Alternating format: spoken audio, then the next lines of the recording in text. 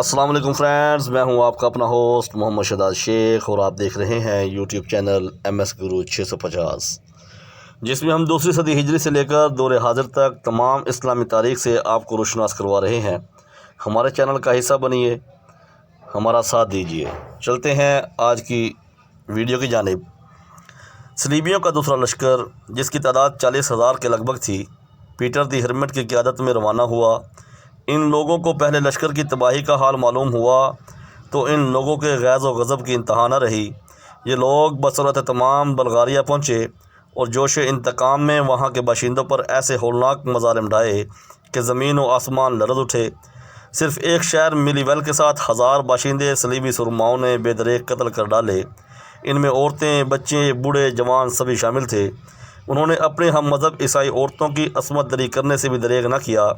Bulgaria کے بعد یہ لوگ ہنگری کو ویران کرتے ہوئے قسطنطنیہ کے قریب جا پہنچے۔ قسطنطنیہ کے رومی بادشاہ ایلیکس کو ان لوگوں کی سفاکیوں اور خرمستیوں کا حال معلوم ہو چکا تھا، اور وہ نہیں چاہتا تھا کہ یہ لوگ قسطنطنیہ میں داخل ہوں۔ یہی قیصر روم تھا جس نے سب سے پہلے پوپ اور یورپ کے دوسرے عیسائی بادشاہوں سے اپیل کی تھی کہ وہ مسیحیت کے ناپاک دشمنوں سے نبرد آزما ہونے کے لیے اس کی مدد کریں۔ اب وہی قیصر روم عیسائی سرماؤں کو اپنی مملکت سے باہر نکالنے کی تجویز سوچ رہا تھا۔ سب سے بہتر تجویز اس کو یہی سوجی کہ ان لوگوں کو بالائے بالا ایشیائے کوچک پہنچا دے۔ چنانچہ اس نے بہت سے جہازوں اور کشتیوں کا انتظام کیا اور ان لوگوں کو آبنائے فاسفورس کے پار ایشیائے کوچک کے ساحل پر اتروا دیا۔ یہاں صلیبی لشکر کو 2 حصوں میں تقسیم کر دیا گیا۔ ایک حصہ پیٹر اور والٹر کے ماتحت رہا اور دوسرے حصے کی قیادت اٹلی کے جنگجو سردار ریجنلڈ نے سنبھال لی۔ اس میں زیادہ تر تعداد جرمنیوں کی تھی۔ ریجنلڈ صلیبیوں کا پہلا جرنیل تھا جو اپنے جنونی لشکر کے ہمراہ ارض روم ایشیائے کوچک کی اسلامی مملکت میں داخل ہوا۔ ان دنوں اس اسلامی ریاست کا فرما روا سلطان کلچ ارسلان سلجوقی تھا۔ وہ بڑا باہمت اور غیور انسان تھا۔ اس کا خیال تھا کہ صلیبی اس کے علاقے پر حملہ کرنے کی جرات نہیں کریں گے، لیکن بعد کے واقعات نے اس کا اندازہ غلط ثابت کر دیا۔ صلیبی سب سے پہلے اس کی مملکت میں داخل ہوئے اور ایک سرحدی قلعے آگزروگرو پر حملہ کر دیا۔ اس کے مٹھی بھر محافظوں نے جان توڑ کر مقابلہ کیا، لیکن صلیبیوں کے بیالے بے پناہ کے سامنے ان کی کوئی پیش نہ چلی۔ سب ایک ایک کر کے شہید ہو گئے۔ فتح کے نشہ میں بدماش صلیبیوں نے آگزروگرو کے قصبے اور اس کے نواحی علاقوں کی شہری آبادی پر بے پناہ مظالم ڈھائے۔ معصوم بچے، عصمت معاب خواتین اور معذور بوڑھے، کوئی بھی ان سرماؤں کی درندگی اور سفاکی سے نہ بچ سکا۔ یہ لوگ دودھ پیتے بچوں کو ماؤں کی گود سے چھین کر ان کی آنکھوں کے سامنے قتل کر دیتے تھے اور کہکے لگاتے تھے۔ نہتے باشندوں کو تہہ تہہ کرنے کے بعد مکانات اور فصلوں کو آگ لگا دیتے تھے اور مسلمانوں کا گوشت کاٹ کاٹ کر میخوں پر چڑھاتے تھے۔ فرانسیسی مورخ میچارڈ لکھتا ہے، صلیبیوں کی آنکھ پر تعصب کی پٹی باندھ دی تھی۔ انہوں نے صلیب کے جھنڈے کے نیچے ایسے ہولناک جرائم کیے کہ فطرت انسانی ان کا تصور کر کے بھی لرز اٹھتی ہے۔ ریجنلڈ کے پیچھے پیچھے پیٹر اور والٹر کا لشکر بھی مسلمان آبادیوں پر اسی قسم کے مظالم ڈھاتا آگے بڑھ رہا تھا۔ سلطان کلچ ارسلان کو جو ہی ان درندوں کے لرزہ خیز مظالم کی اطلاع ملی، اس نے ان کو قرار واقعی سزا دینے کے لیے زور و شور سے تیاریاں شروع کر دیں۔ جب ریجنلڈ کا لشکر قتل و غارت کرتا نیکیا کے نواح میں پہنچا تو سلطان 15,000 مجاہدوں کے ساتھ ان پر بجلی کی طرح ٹوٹ کر حملہ آور ہوا اور صلیبی لشکر کے پرخچے اڑا ڈالے۔ صرف چند آدمی زندہ بچے، جن میں ان کا سردار ریجنلڈ بھی شامل تھا۔ ان لوگوں نے اسلام قبول کر کے اپنی جانیں بچائیں۔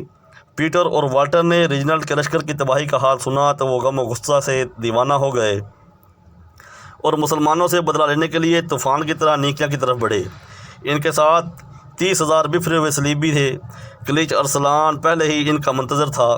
جو ہی صلیبی فوج ان کی زد میں آئی، اس کے جانباز مجاہدوں نے ان پر تیروں کے ایسے بے پناہ بارش کی کہ آدھے سے زیادہ لشکر تیروں سے چھد کر رہ گیا، جس میں والٹر بھی شامل تھا۔ اس کے بعد تکبیر کے نعرے لگاتی ہوئی سلطانی فوج نے صلیبیوں کو اپنی تلواروں پر رکھ لیا اور سارے میدان میں ان کی لاشیں بچھا دیں۔ پیٹر دی ہرمٹ اور اس کے 3,000 ساتھیوں کے سوا، جنہوں نے بھاگ کر ایک ساحلی قلعے میں پناہ لی، باقی سب صلیبی مسلمانوں کی تلواروں کا شکار ہو گئے۔ عیسائی مقتولوں کی ہڈیاں اسی میدان جنگ میں سال ہر سال تک عبرت کا سامان بنی رہیں۔ اس خوفناک شکست سے پیٹر کا تقدس اور ساری شہرت خاک میں مل گئی۔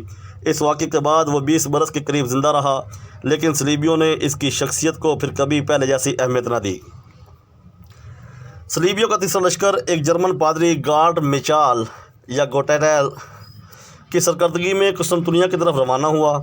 یہ لوگ سخت اخلاق باختہ اور کمینہ صفت تھے، جہاں جہاں سے گزرتے لوٹ مار اور قتل و غارت کو اپنی یادگار کے طور پر چھوڑ جاتے تھے، یہاں تک کہ اپنے ہم مذہب عورتوں کو دن دہاڑے اغوا کر کے اپنے کیمپوں میں لے آتے تھے اور ان سے بدکاری کرتے تھے۔ ایسا معلوم ہوتا تھا کہ یروشلم کے بجائے ان کا منتہی مقصود شراب خواری، زنا کاری اور ڈاکہ زنی ہے۔